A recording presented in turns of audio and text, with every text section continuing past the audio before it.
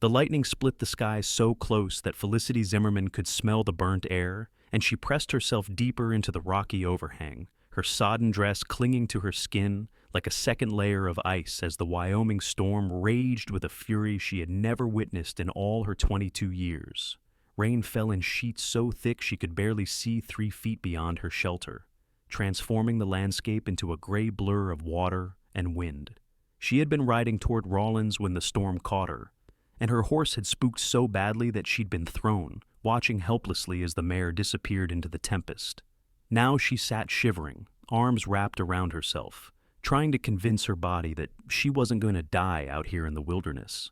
The year was 1878, and women didn't travel alone across Wyoming territory for good reason. Felicity had her reasons, though, reasons that made risking her life seem preferable to staying where she'd been. Her father's ranch outside Cheyenne had become a prison after her mother died 2 years ago, and when he'd tried to marry her off to a man 3 times her age who already had buried 2 wives, she'd taken what little money she'd saved and fled. Rawlins was supposed to be far enough away that he wouldn't find her, big enough that she could disappear into work as a seamstress or a cook, and wild enough that one more woman with a past wouldn't draw too much attention. Thunder crashed again, so loud it seemed to shake the very rocks above her head. Felicity pulled her knees tighter to her chest, water dripping from her dark auburn hair into her eyes. Her bag with all her possessions had been tied to her horse, which meant she had nothing now except the dress on her back and the small knife she kept hidden in her boot. The irony wasn't lost on her that she might die of exposure before she even reached the town that was supposed to represent her new life. She didn't hear him approach over the sound of the storm. One moment she was alone, and the next there was a figure standing at the edge of her overhang, leading a large black horse that seemed remarkably calm despite the chaos around them. Felicity scrambled backward, her hand instinctively moving toward her boot, but the man raised both hands in a peaceful gesture.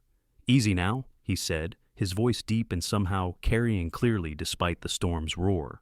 "I'm not here to hurt you. Saw you get thrown about a mile back. Been tracking you since." Lightning flashed again, and in that brief moment of illumination, Felicity got her first real look at him. He was tall, well over 6 feet, with broad shoulders made even wider by his wet coat. A cowboy hat sat low on his head, water streaming from its brim, and beneath it she could make out strong features, a square jaw darkened by several days of stubble, and eyes that even in the dim light seemed remarkably kind. He looked to be in his mid-20s, maybe 26 or 27, with the weathered look of a man who spent his life outdoors. "I don't need help," Felicity said, hating how her voice shook from the cold. "I'm fine here." "You're soaking wet and shivering hard enough that I can see it from here," he replied, not moving any closer, but not leaving either. "This storm isn't going to let up anytime soon, and that overhang won't protect you if the wind shifts. I've got a line cabin about half a mile east. It's not much, but it's dry and there's a stove." "I said I'm fine alone," Felicity repeated, trying to put steel in her voice. She'd learned the hard way that accepting help from strange men often came with prices she wasn't willing to pay. The cowboy was quiet for a moment, studying her. When he spoke again, his voice was gentler. "But you don't have to be." Something in those words, in the way he said them without demand or expectation, made Felicity pause. She looked past him at the storm that showed no signs of abating, felt the cold that had already seeped into her bones, and realized that pride might be a poor choice when weighed against survival. Still, she hesitated. "I have a sister about your age," he said, as if sensing her thoughts. "Name's Margaret. If she was out in this storm and some cowboy found her, I'd hope he'd offer her shelter without any strings attached. That's all I'm offering you, a dry place to wait out the weather, and then you can go on your way." Felicity searched his face, looking for the lie, the ulterior motive, the danger. All she saw was honest concern and a patience that suggested he'd wait in the rain for however long it took her to make up her mind. "What's your name?" she asked finally. "Kane Buchanan," he replied. "I work for the Double R Ranch, about 15 miles south of Rawlins. I've been out checking fence lines before the summer storm started. Didn't expect one to hit this hard." "Felicity Zimmerman," she said, making a decision that she hoped wouldn't be her last mistake. "How do I know you're telling the truth about the cabin?" Kane reached into his coat and pulled out a sodden piece of paper, holding it out to her. Felicity leaned forward just enough to see it was a work order from the Double R Ranch, detailing fence repairs and bearing Kane's name at the top. It could have been forged, but something in her gut told her it wasn't. "All right," she said, standing up on legs that had gone stiff from the cold. "But I'm keeping my knife handy." "I'd think less of you if you didn't," Kane said, with what might have been a small smile. He led his horse closer and gestured to it. "Midnight here can carry us both. It'll be faster than walking." Felicity had ridden since she was 5 years old, but she'd never ridden double with a strange man. Kane seemed to sense her hesitation again. He swung up into the saddle and then extended his hand to her, positioning himself as far forward as possible to leave her room behind him. "Hold on to the saddle horn if you'd rather," he said. "But the trail's going to be slippery. Might be safer to hold on to me." She took his hand, surprised by the strength in it, as he pulled her up behind him, with seemingly no effort at all. The horse, true to its name, was indeed midnight black, and it shifted only slightly under their combined weight. Felicity grabbed the saddle horn as Kane suggested, determined to maintain some distance. But the moment the horse started moving, she understood what he meant. The ground was treacherous with mud and running water, and every step felt precarious. After nearly sliding off twice in the first 100 yards, she reluctantly wrapped her arms around Kane's waist. She could feel the solidity of him, even through his wet coat, the way he sat easy in the saddle, despite the storm and the difficult terrain. He guided the horse with subtle movements that spoke of years in the saddle, picking a path that she never would have seen on her own. True to his word, he didn't speak or do anything that made her regret her decision. He simply rode, keeping them moving steadily through the rain. The cabin appeared out of the gray curtain of water, like a small miracle. It was rough-hewn logs with a stone chimney and a small covered porch, built into the side of a hill, with scrub pines providing additional windbreak. There was a lean-to structure attached to one side that Kane headed for, and Felicity realized it was meant as a stable. He dismounted first and then helped her down, his hands careful and respectful. "I'll get Midnight settled," Kane said. "The cabin door's open. There's dry wood by the stove and matches on the mantel. Get a fire started if you can." Felicity nodded and hurried through the rain to the cabin door. Inside, it was dark and musty, but blissfully dry. The space was small, maybe 15 feet square, with a pot-bellied stove in one corner, a narrow bed against one wall, a small table with 2 chairs, and shelves holding basic supplies. True to Kane's word, there was a neat stack of wood beside the stove and a tin of matches on the narrow mantelpiece above it. Her hands shook so badly from the cold that it took her 3 tries to strike a match, but eventually she got a small fire going. The dry wood caught quickly and soon warmth began to radiate into the small space. Felicity stood as close to the stove as she dared, trying to will feeling back into her numb fingers and toes.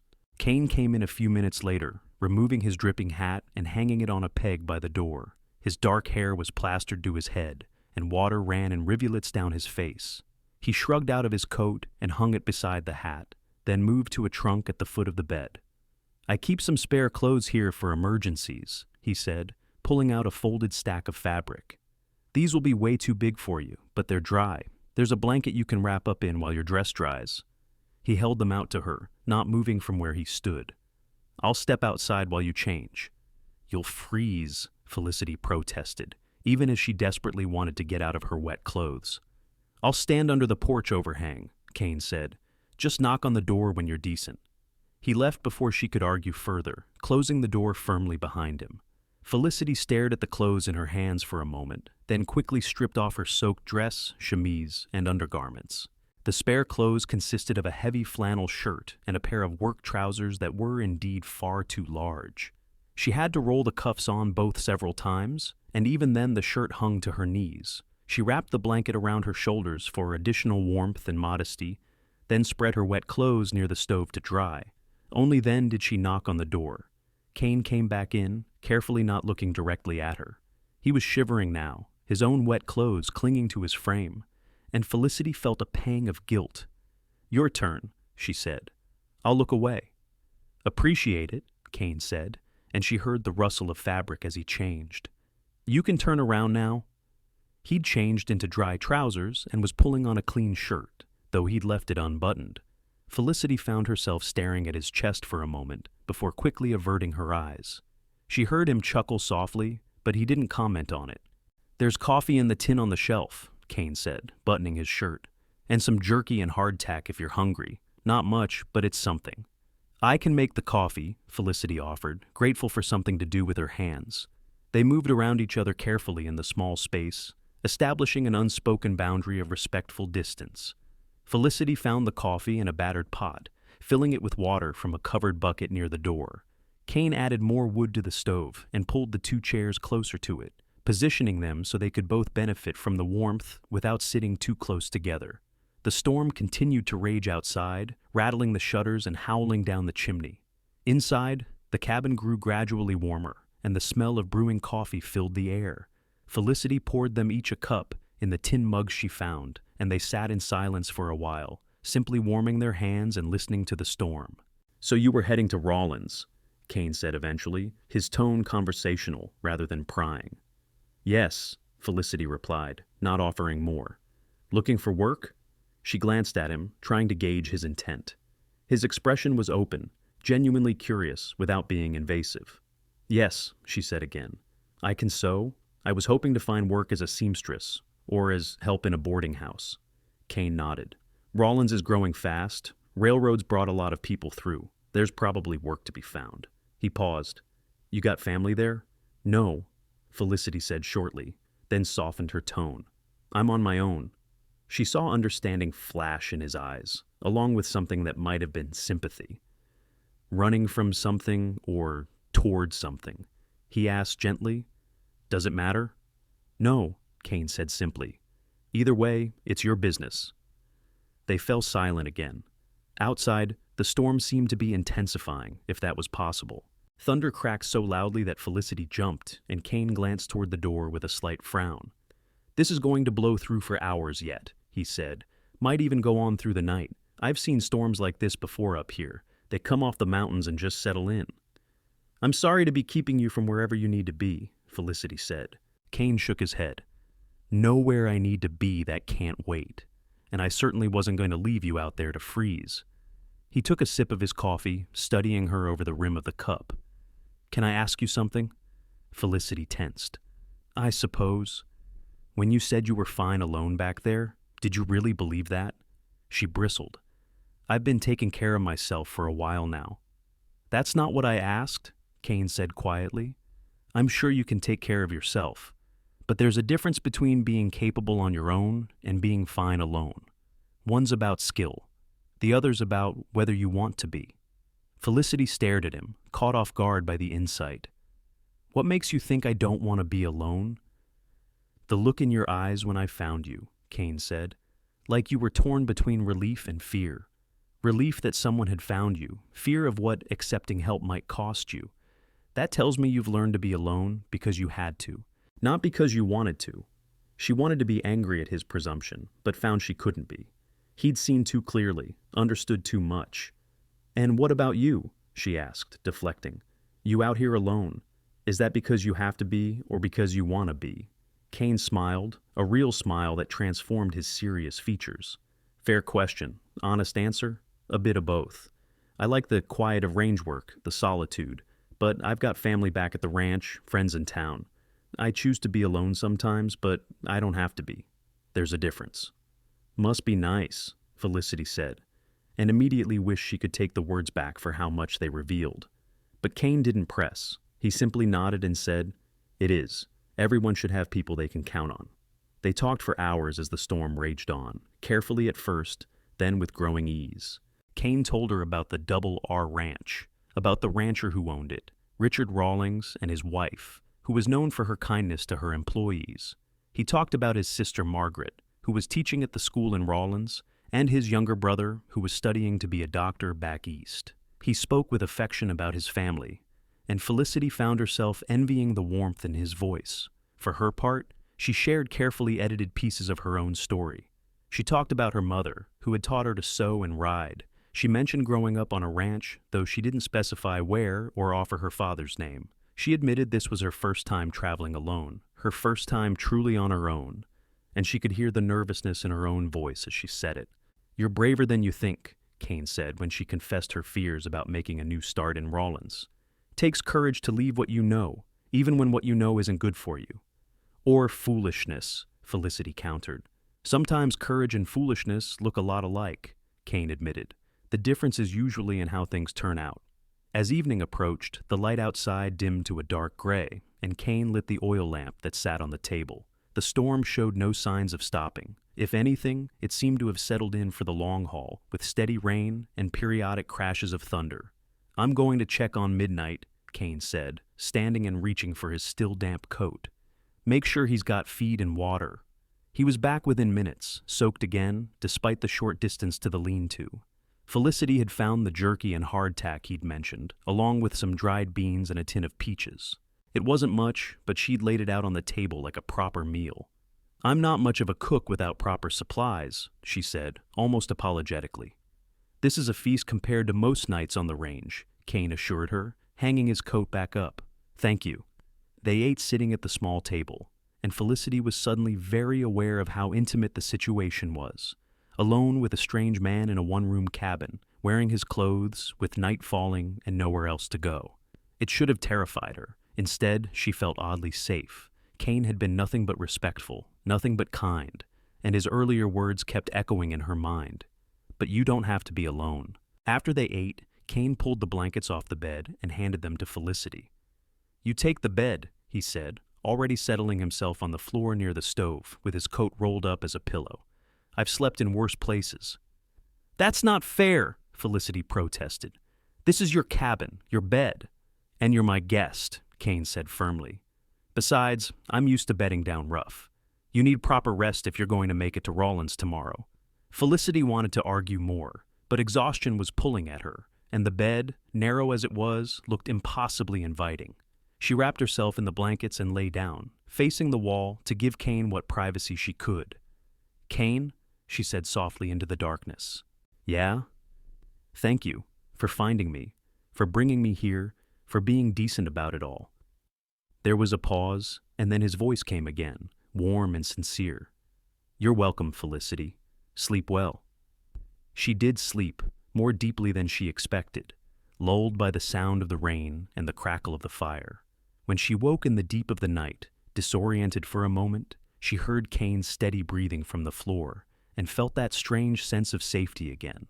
For the first time in longer than she could remember, she wasn't alone, and it didn't feel dangerous. It felt like relief.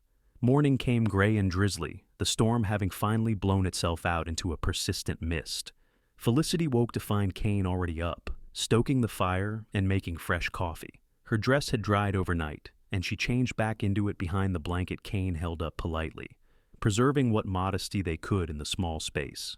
"As storms passed," Kane said, as they shared the last of the hardtack and some coffee. "We can head out whenever you're ready. I'll take you into Rawlins, make sure you get there safe."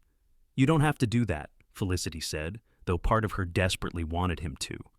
"I know I don't have to," Kane replied, "but I'd like to, if you'll allow it." She studied him in the morning light, this man who had appeared in a storm and offered help without demands, shelter without strings, kindness without expectation. She thought about his words from the day before, about not having to be alone, and made a decision. "I'd appreciate that," she said softly. "Thank you." The ride to Rawlins took the better part of the morning. Felicity rode behind Kane again, and this time she didn't hesitate to hold on to him. The trail was muddy and treacherous after the storm, but Kane navigated it with the ease of someone who knew the land intimately. They talked as they rode, more freely now, and Felicity found herself laughing at Kane's stories about ranch life, about ornery cattle and stubborn horses and the various characters who worked at the Double R. "There's a woman who runs the boarding house on Cedar Street," Kane told her as they got closer to town. "Name's Mrs. Patterson. She's fair and honest, and she's usually looking for help. I could introduce you if you'd like." "You seem to know a lot of people in Rawlins," Felicity observed. "It's not that big a town yet," Kane said with a chuckle, "and I've been working in the area for 5 years now. You get to know folks." Rawlins appeared gradually through the mist, a collection of wooden buildings sprawled along the railroad tracks. It was bigger than Felicity had expected, with several streets of shops and houses, a church steeple rising in the distance, and the constant activity that came with being a railroad town.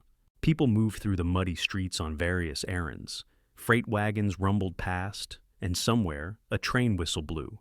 Kane guided Midnight down the main street and onto a side street lined with houses and a few small businesses. He stopped in front of a large 2-story building with a neat sign declaring it Patterson's Boarding House. Smoke rose from the chimney, and the windows were clean and curtained. "Wait here a moment," Kane said, dismounting. He disappeared into the boarding house and emerged a few minutes later with a woman in her 50s, plump and kind-faced, wearing a spotless apron over her dress. "This is Mrs. Patterson," Kane said, helping Felicity down from the horse. "Mrs. Patterson, this is Miss Felicity Zimmerman. She's new to Rawlins and looking for work." "Mrs.?" Patterson looked Felicity over with sharp but not unkind eyes. "Can you cook?" "Yes, madam," Felicity said, "and sew, and clean, and manage household accounts." "Where are you from?" "Cheyenne, madam.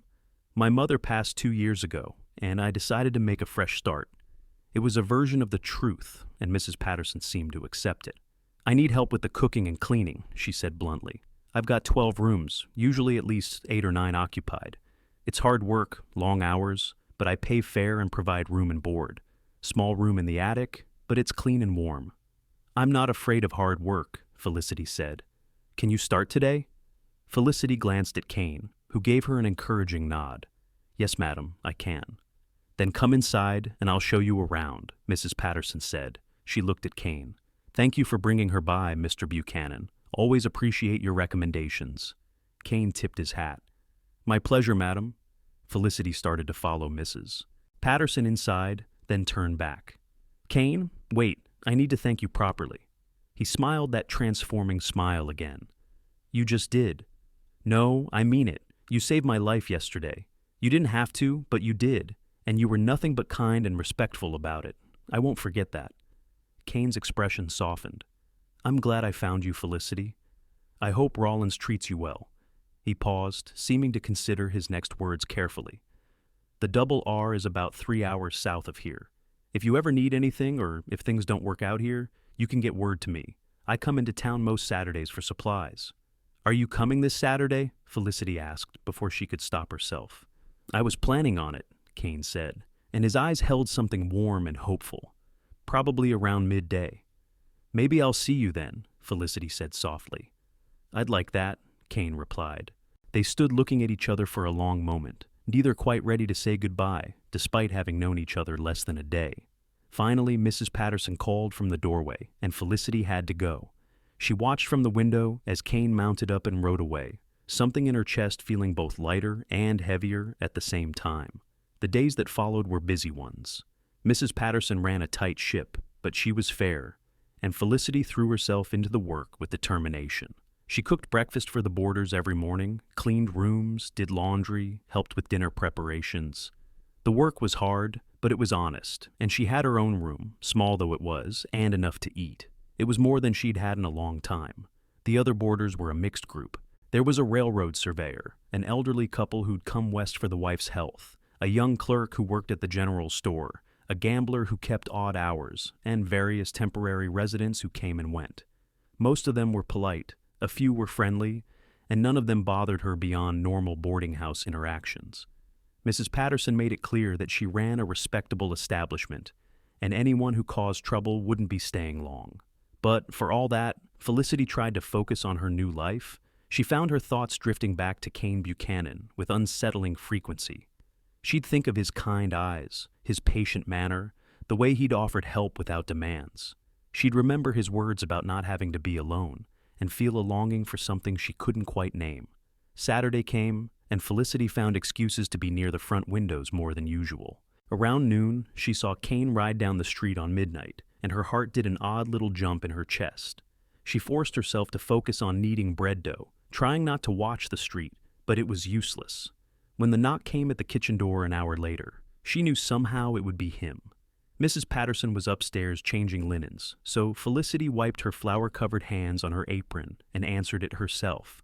Kane stood on the back step, hat in hand, looking scrubbed and nervous. "Hello, Felicity." "Hello, Kane," she replied, suddenly shy. "I was wondering if you might have some free time this afternoon," he said. "There's a church social, and I thought maybe you'd like to go. Good way to meet people in town." "I'd need to ask Mrs. Patterson," Felicity said. "Already did," Mrs. Patterson's voice came from behind her, and Felicity turned to see her employer standing in the hallway with an amused expression.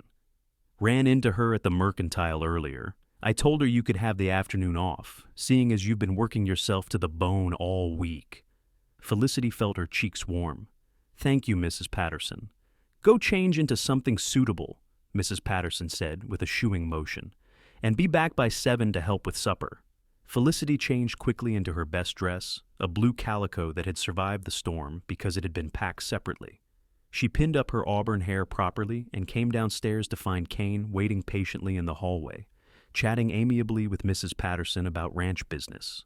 The church social was held on the lawn beside the white clapboard church at the end of Main Street. Tables were set up with food, children ran around playing games, and clusters of people stood talking and laughing. Kane seemed to know almost everyone, and he introduced Felicity to what felt like half the town. There was his sister Margaret, a lovely young woman with her brother's kind eyes and a warm smile. There was Reverend Walsh and his wife, the doctor, the schoolmaster, various ranchers and their families.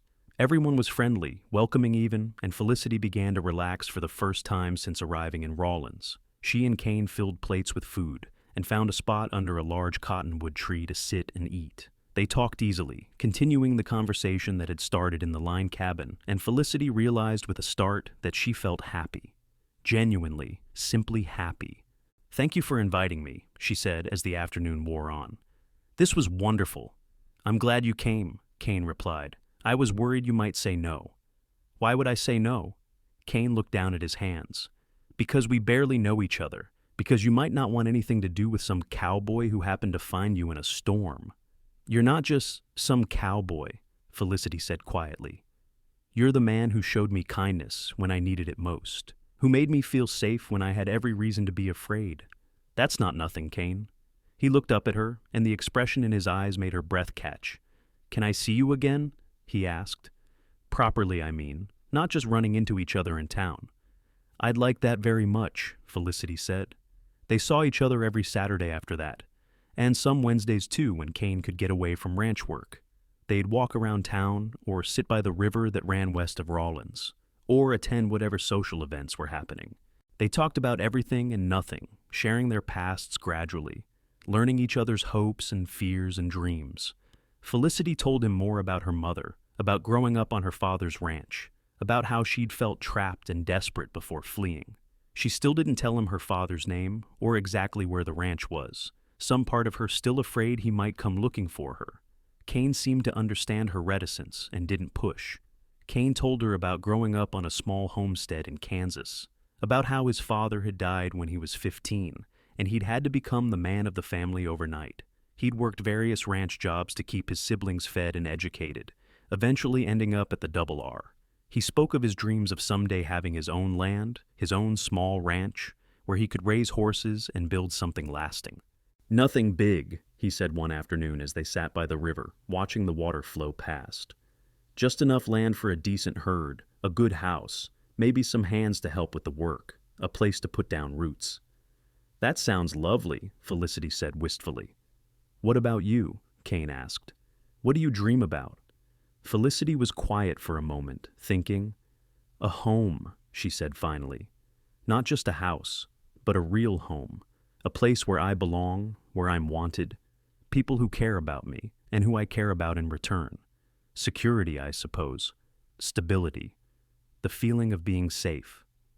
Kane reached over and took her hand, his calloused fingers gentle against hers. You deserve all of that? So do you, Felicity replied. Their courtship progressed slowly, properly, in full view of the town. Kane never pushed for more than Felicity was comfortable giving, never made demands or assumptions. He was patient and respectful, but there was no mistaking the growing affection between them, the way their eyes would seek each other out, the way their conversations grew longer and more intimate with each passing week. Mrs. Patterson watched it all with approval. That Kane Buchanan is a good man, she told Felicity one evening as they cleaned up after supper. Hard worker, honest, treats people right. You could do a lot worse. I'm not looking to get married, Felicity protested, though her heart wasn't in it. Mrs. Patterson just laughed. You keep telling yourself that, dear. Summer deepened into early fall, and Felicity found herself settling into her new life in a way she'd never expected. She had friends now, women she'd met at church and through the boarding house. She had meaningful work and a safe place to live. And she had Kane, whose presence in her life had become as natural and necessary as breathing. But underneath the happiness, there was always a thread of fear. Fear that her father would find her. Fear that her past would catch up with her present. Fear that this new life she'd built could be snatched away as easily as it had been given. That fear materialized one October afternoon, when Felicity was at the general store buying supplies for Mrs. Patterson. She was comparing prices on flour when she heard a voice that made her blood run cold. "Excuse me, madam, but I'm looking for someone. Young woman, auburn hair, green eyes, about this tall, might be using a different name." Felicity's hands froze on the flour sack. Very slowly, she turned to see a man she recognized as one of her father's ranch hands standing at the counter, showing the shopkeeper what looked like a photograph. "Can't say I've seen anyone like that," the shopkeeper was saying, but his eyes had already flicked toward Felicity. She didn't wait to hear more. She dropped the supplies and fled out the back door of the store, her heart hammering in her chest. She ran blindly, not sure where she was going, only knowing she had to get away. Her father had found her. After months of safety, he'd finally tracked her down. She didn't realize she was heading for the boarding house until she was climbing the back steps. Mrs. Patterson took one look at her face and immediately ushered her inside. "What happened?" she demanded. "My father," Felicity gasped out. "His man is here, in town, looking for me. Mrs. Patterson, I'm sorry. I should have told you, but I ran away. My father wanted to marry me off to a terrible man, and I ran, and now he's found me." Mrs. Patterson's face hardened. "Does this father of yours have any legal claim on you? Are you underage?" "No, I'm 22, but he'll try to force me back anyway. He's a powerful man, used to getting his way." "Not in my house, he's not," Mrs. Patterson said grimly. "You stay upstairs, out of sight. I'll handle this if he comes around." But Felicity knew Mrs. Patterson, for all her determination, couldn't stand against her father indefinitely. She needed help, and there was only one person she trusted enough to ask. "I need to get word to Kane," she said desperately. Mrs. Patterson nodded. "I'll send Jimmy with a message to the Double R. You go upstairs and stay there." Felicity paced her tiny attic room for what felt like hours, but was probably only one. When she finally heard hoofbeats outside, she flew to the window and nearly wept with relief to see Kane dismounting from midnight in record time. He took the front steps 2 at a time, and moments later, she heard his voice downstairs, talking urgently with Mrs. Patterson. Then he was at her door, and the moment she opened it, Felicity threw herself into his arms without thinking. Kane caught her, holding her tight, one hand cradling the back of her head. "It's all right," he murmured. "I'm here. You're safe." "He found me," Felicity said into his chest. "My father, his man was at the general store asking questions. Kane, I can't go back there. I can't marry that man. I'd rather die." Kane pulled back just enough to look into her eyes, his face serious. "Tell me everything, right now." So she did. She told him about her father, Harrison Zimmerman, who owned one of the largest ranches outside Cheyenne. Told him about Cyrus Blackwell, the man her father wanted her to marry, who was 60 years old and had a reputation for cruelty. Told him how she'd fled in the night with nothing but the clothes on her back and her mother's small stash of saved money. Told him how she'd been running ever since, terrified of being found. Kane listened to all of it, his expression growing darker with each revelation. When she finished, he was quiet for a long moment. "Marry me?" he said finally. Felicity stared at him. "What?" "Marry me," Kane repeated. "Today, right now. If you're my wife, your father has no legal claim on you anymore. You'd be under my protection, and I promise you, Felicity, I will never let anyone hurt you or force you into anything you don't want." "Kane, I can't ask you to do that," Felicity whispered. "That's too much." "You're not asking. I'm offering."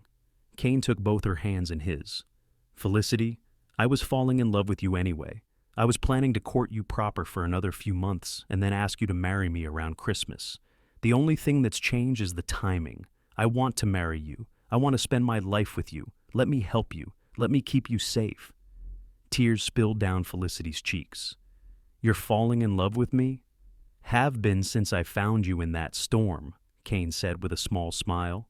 "When you looked at me with those defiant eyes and told me you were fine alone, even though you were soaked through and shivering, I thought you were the bravest, most beautiful thing I'd ever seen." "I'm falling in love with you too," Felicity admitted, "but I don't want you marrying me just to save me."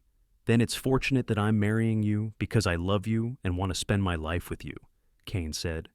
"The fact that it also happens to solve your immediate problem is just a bonus." His expression turned serious again. "But, Felicity, I need you to be sure. Marriage is forever, as far as I'm concerned. I'm not the kind of man who takes that lightly." "Neither am I," Felicity said. She looked into his eyes, those kind, honest eyes that had seen her at her lowest and never judged, never demanded, only offered. "Yes," she said. "Yes, I'll marry you." Kane let out a breath she hadn't realized he was holding, and pulled her into a kiss that was gentle and sweet and full of promise. When they broke apart, he was smiling. "Let's go find Reverend Walsh." The next hours passed in a blur.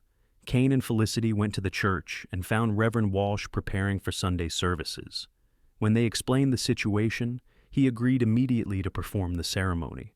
Mrs. Patterson and Margaret were summoned as witnesses. There was no time for a proper wedding, no white dress or flowers or celebration, but none of that mattered to Felicity as she stood in the small church beside Kane and repeated her vows. "I, Felicity Marie Zimmerman, take you, Kane Thomas Buchanan, to be my lawfully wedded husband, to have and to hold from this day forward, for better or for worse, for richer or for poorer, in sickness and in health, to love and to cherish, until death do us part." Kane's vows were steady and sure, his eyes never leaving hers. When Reverend Walsh pronounced them man and wife, and told Kane he could kiss his bride, the kiss was tender and filled with all the emotion of the moment. They signed the marriage certificate with Mrs. Patterson and Margaret as witnesses, and just like that, Felicity Zimmerman became Felicity Buchanan. The name felt strange and wonderful on her tongue. "What now?" she asked Kane as they left the church. "Now we face your father's man together," Kane said, "and we show him that you're not available to be dragged back to Cheyenne." They didn't have to wait long. By the time they returned to the boarding house, Harrison Zimmerman himself was standing on the front porch, looking imperious and angry. He was a tall man in his 50s, well-dressed and carrying himself with the arrogance of someone used to wielding power. "Felicity," he said coldly when he saw her, "this foolishness ends now. You're coming home." "I'm already home," Felicity said, and was proud that her voice didn't shake. "And I'm not going anywhere with you." "You're my daughter, and you'll do as I say," Harrison snapped. "I've arranged a good marriage for you to a respectable man. You're being selfish and childish." "The man you want her to marry is twice her age and has buried 2 wives under suspicious circumstances," Kane said, stepping forward to stand beside Felicity. "That's not a good marriage. That's a death sentence." Harrison's eyes narrowed as he assessed Kane. "And who are you?" "Kane Buchanan, sir. And as of an hour ago, I'm Felicity's husband." The color drained from Harrison's face, then flooded back in an angry red. "That's not possible. She couldn't have married without my permission." "She's 22 years old," Reverend Walsh said, as stepping out of the boarding house behind them. "She doesn't need your permission. The marriage is legal and binding, properly recorded and witnessed. Your daughter is now Mrs. Buchanan, and there's nothing you can do about it." Harrison stared at them all, his hands clenching into fists. "You put her up to this," he said to Kane. "You took advantage of her." "I asked her to marry me because I love her and want to build a life with her," Kane said evenly. "And she said yes because she wanted to. Her decision, freely made." "Felicity, you can't possibly want this," Harrison tried one more time, his voice taking on a wheedling tone. "A cowboy with nothing to his name? I was offering you security, wealth, status." "You were offering me to a cruel man in exchange for a business deal," Felicity said, finding her courage. "Kane offers me respect, kindness, and love. I know which I choose." Harrison's face twisted with rage.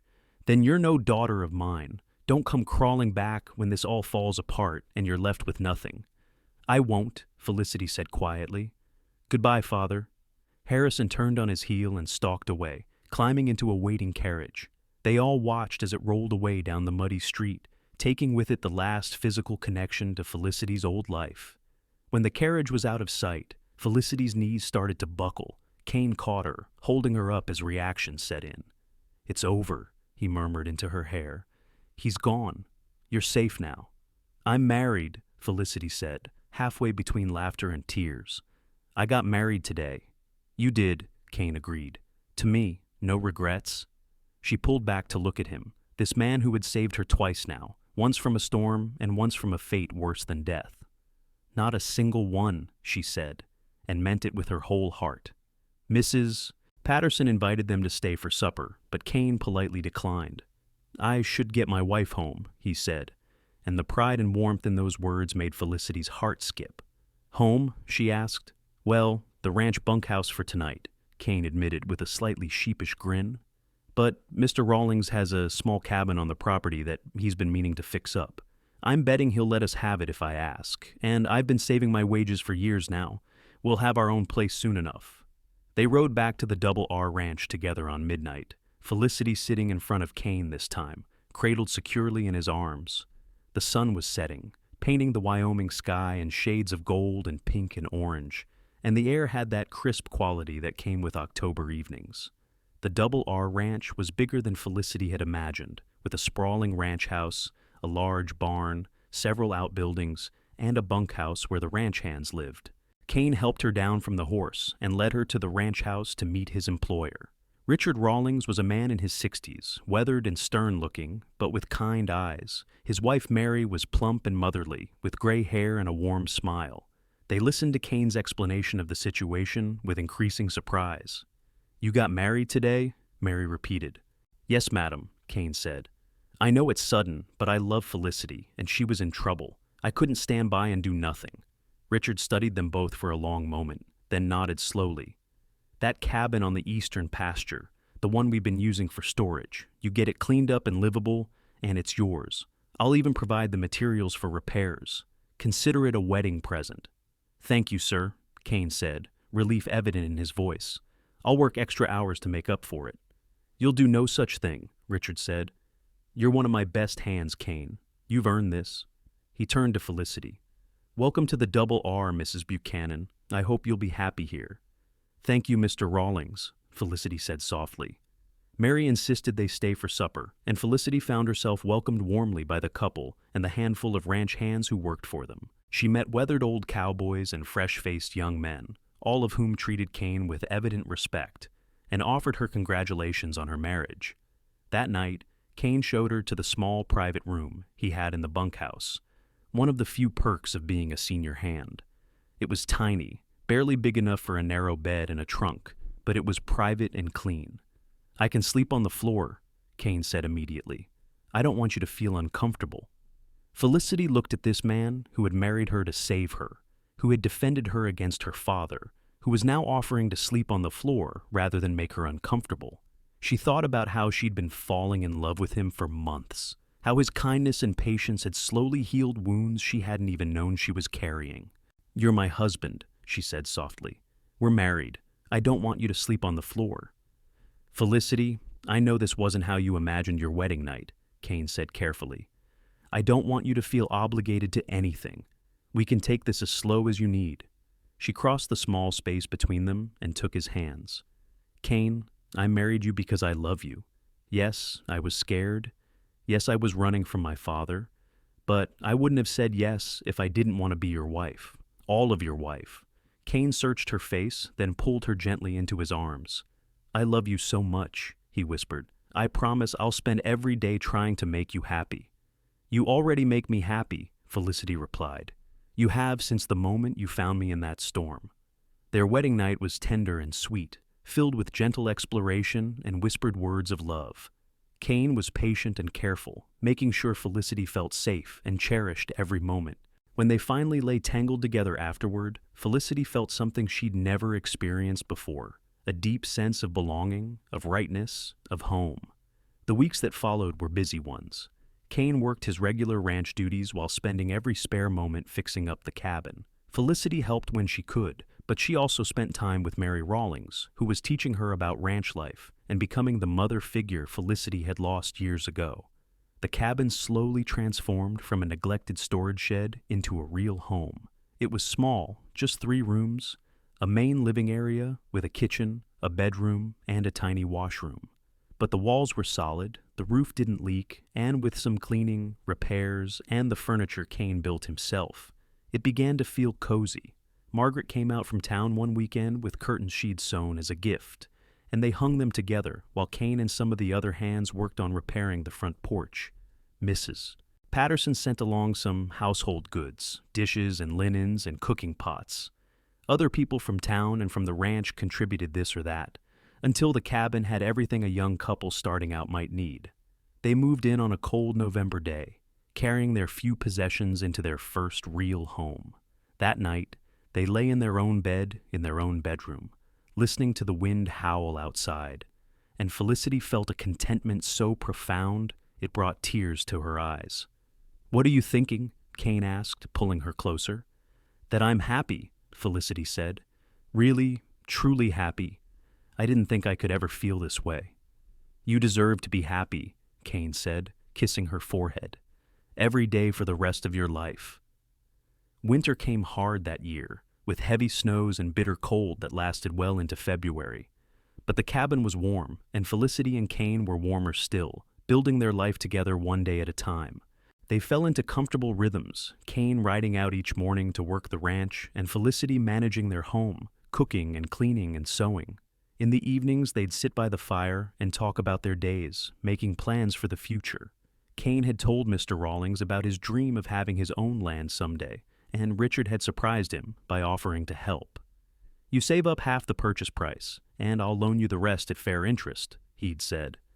"You're a good man, Kane, and I'd like to keep you in the area. Having your own spread nearby would be good for both of us." It gave them something to work toward, a future to build. Kane saved every penny he could, and Felicity took in sewing from the women in Rawlins to contribute. They were frugal but not unhappy, finding joy in the simple pleasures of their life together. Spring brought a surprise that Felicity had half expected, but still felt overwhelmed by. She was pregnant, due in the late fall. Kane was elated, immediately becoming protective and hovering over her until she laughingly told him to stop treating her like she was made of glass. "I'm having a baby, not dying of consumption," she said, pushing him away from where he'd been trying to help her with a perfectly manageable load of laundry. "I just want to take care of you," Kane protested. "You do take care of me," Felicity assured him, "every single day, but I can still do normal things, I promise."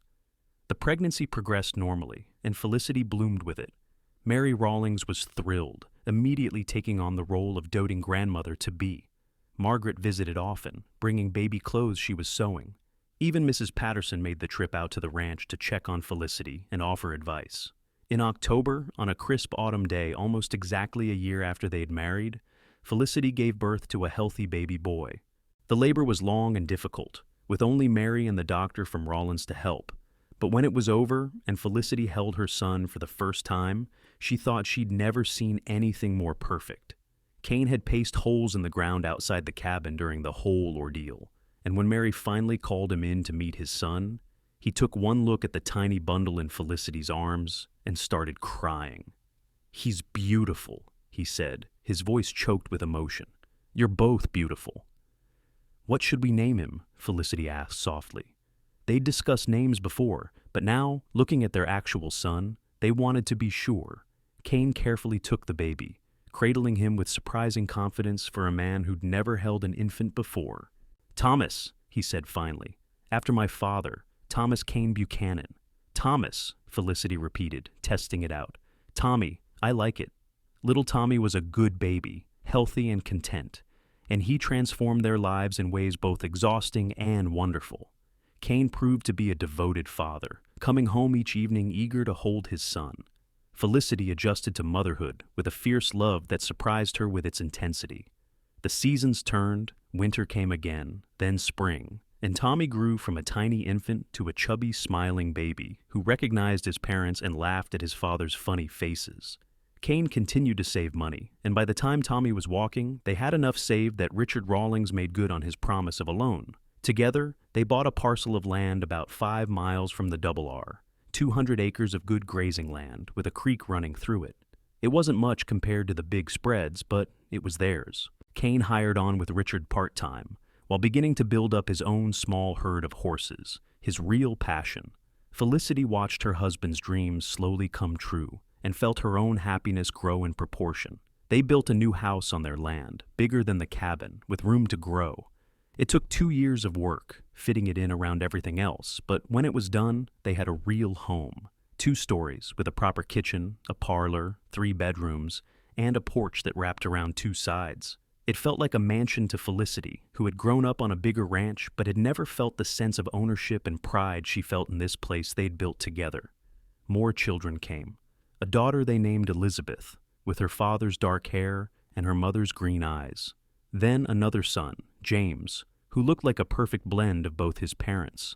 Then another daughter, Catherine, born with a full head of red gold hair. The years passed in a blur of hard work and simple joys. Kane's horse breeding business grew steadily, gaining a reputation for quality animals. Felicity managed the household and the children, and also kept detailed account books that helped them make smart business decisions. They worked together in true partnership, building something neither could have built alone. Tommy grew into a serious boy who loved horses as much as his father. Elizabeth was spirited and adventurous, always climbing trees and getting into trouble. James was gentle and thoughtful, preferring books to ranch work. Catherine was still too young to show her full personality, but she had her mother's stubbornness and her father's charm. Felicity stayed in loose contact with Margaret and Mrs. Patterson, visiting Rawlins when she could. She never heard from her father again, and that was fine with her. The family she'd built with Kane was all the family she needed. On their 10th wedding anniversary, Kane took Felicity to the spot where he'd found her that stormy day so long ago. The old line cabin was still there, maintained by the Double R for emergency use. They stood outside it, looking at the place where their story had really begun. "Do you ever regret it?" Kane asked, taking her hand. "Marrying me so suddenly? Not having the courtship you deserved?" Felicity looked at him, at this man who had saved her in so many ways, who had given her everything she'd dreamed of, and so much more. "Not for a single second," she said. "You're the best thing that ever happened to me." "You're the best thing that ever happened to me, too," Kane replied.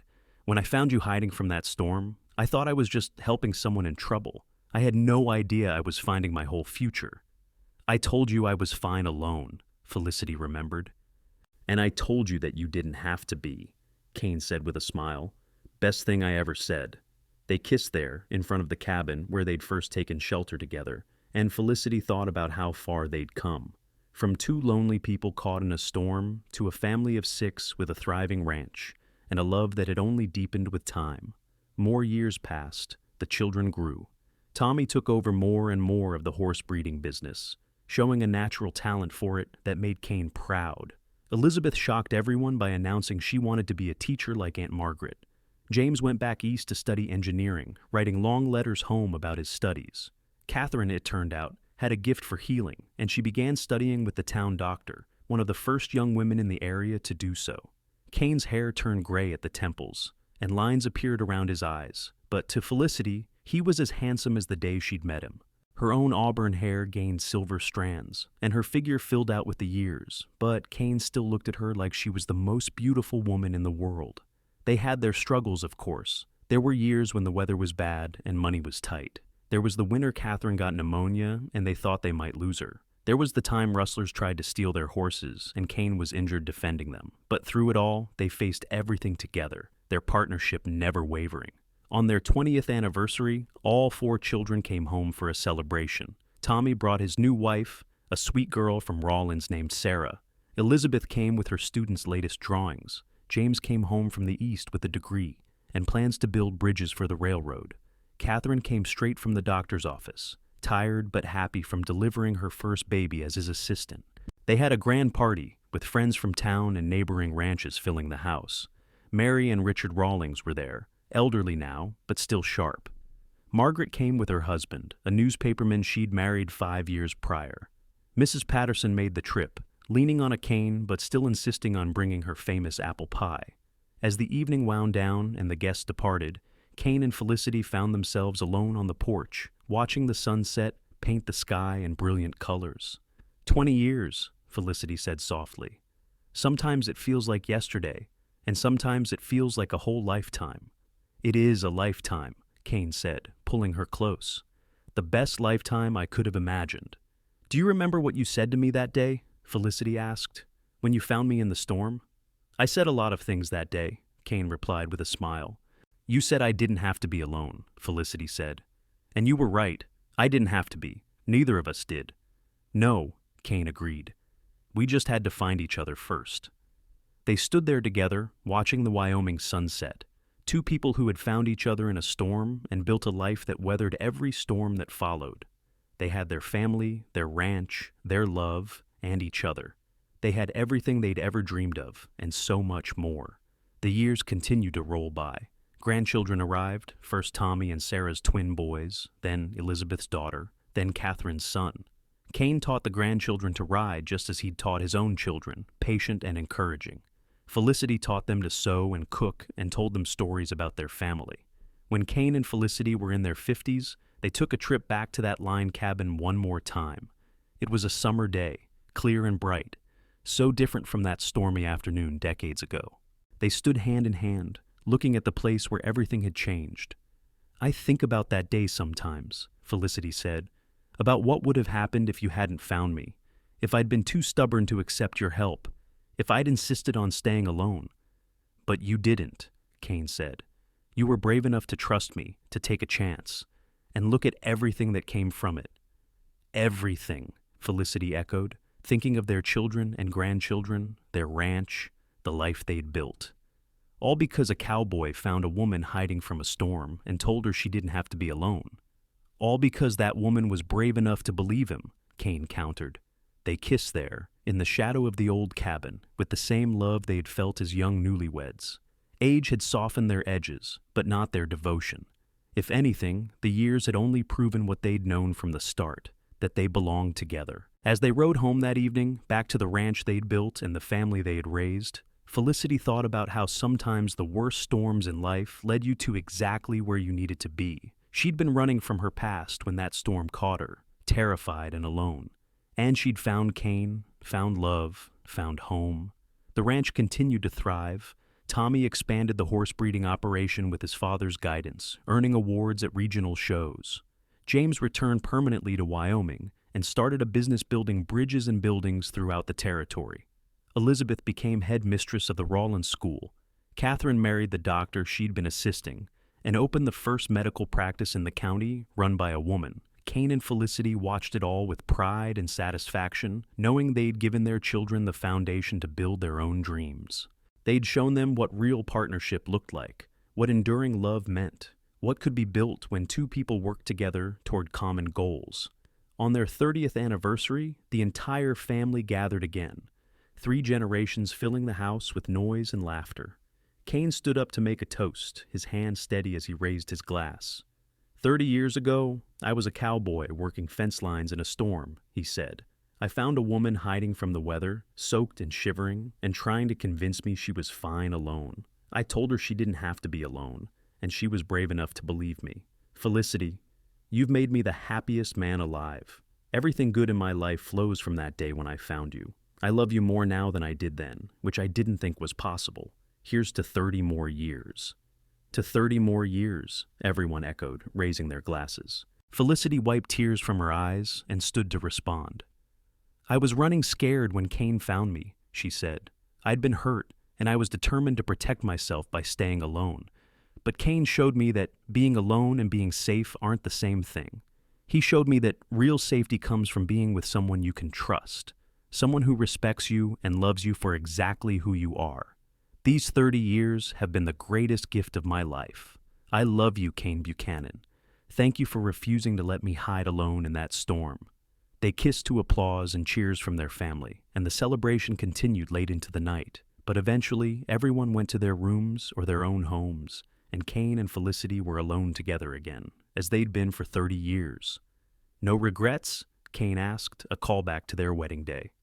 Not a single one, Felicity replied, the same answer she'd given then. They lived to see all their children happily married and settled. They lived to see their grandchildren grow into fine young adults. They lived to see Wyoming become a state in 1890, a transition from territory that they'd witnessed over decades. They worked the ranch together until they couldn't anymore, then watched Tommy run it with the same dedication they'd shown. They sat on their porch in the evenings, holding hands and watching sunsets, talking about their day or sitting in comfortable silence. When they were in their 70s, Kane fell ill. It wasn't dramatic or sudden, just a gradual slowing down, a tiredness that wouldn't lift. The doctor said his heart was wearing out, that there wasn't much to be done. Kane accepted it with the same calm he'd shown throughout his life. "I've had a good run," he told Felicity one evening as they sat together on the porch. "Better than I ever deserved." "Don't talk like that," Felicity said, though tears streamed down her face. "You deserve every good thing." "I got you," Kane said simply. "That was more than I ever dreamed of. Everything else was just extra blessings." He lasted through the summer, long enough to see the leaves start to turn gold, long enough to say goodbye to each of their children and grandchildren, long enough to hold Felicity's hand one last time and tell her he loved her. "I'll love you forever," he whispered, "in this life and whatever comes after." "Forever," Felicity agreed, holding him close. Kane Buchanan died peacefully in his sleep on October evening, with Felicity beside him and all their children in the house. He was 74 years old, and he'd lived a life full of love and purpose and meaning. Felicity grieved him deeply, but she didn't break. She had her children and grandchildren around her. She had the ranch they'd built together. She had 50 years of memories to sustain her, and she had the knowledge that they'd had something rare and precious, a love story that had lasted a lifetime. She lived another 5 years, staying in the house they had built, watching her family continue to grow and thrive. She told her grandchildren stories about their grandfather, about the cowboy who'd found her in a storm and changed her entire life. She taught them about love and partnership and the courage it took to trust someone. On a spring morning, surrounded by her children, Felicity Buchanan passed away peacefully at the age of 76. Her last words were simple and content. "Take me home to Kane." They buried her beside her husband on a hill overlooking the ranch they had built together. The marker was simple: Kane and Felicity Buchanan, beloved parents and grandparents together forever. Years later, their great-grandchildren would play on that ranch, running through fields that Kane and Felicity had worked. They'd ride horses descended from Kane's original breeding stock. They'd live in houses built on land Kane and Felicity had purchased. The legacy continued, generation after generation. And sometimes, on stormy days, someone would tell the story of how it all began. About a cowboy who found a woman hiding from a storm. About how she said she was fine alone, and how he told her she didn't have to be. About how that simple act of kindness in the midst of a tempest had grown into a love story that spanned 50 years and countless lives. The story became part of the family legend, told and retold. A reminder that sometimes the best things in life come from the moments when we're brave enough to trust, to reach out, to accept help when it's offered with no strings attached. It was a reminder that love can grow from the simplest beginnings, and that two people working together can build something that outlasts them both. The ranch still stands today, run by the 6th generation of Buchanans. The original house Kane and Felicity built has been carefully preserved, a museum to their memory. Visitors come to hear the story, to see where it all happened, to be inspired by a love story that proved true love isn't just real, it's enduring. And on stormy days, when thunder crashes and lightning splits the sky, people swear you can still feel their presence there. Kane, the cowboy who refused to leave someone alone in a storm. Felicity, the woman who was brave enough to trust. Two souls who found each other when they needed it most, and spent the rest of their lives proving that love, real love, can weather any storm. Their story ended as all good stories should, with a life well lived, a love well cherished, and a legacy that continues long after the final chapter. They had found what everyone searches for: belonging, purpose, partnership, and a love that lasted forever. And it all began with a storm, a chance encounter, and 5 simple words. But you don't have to be.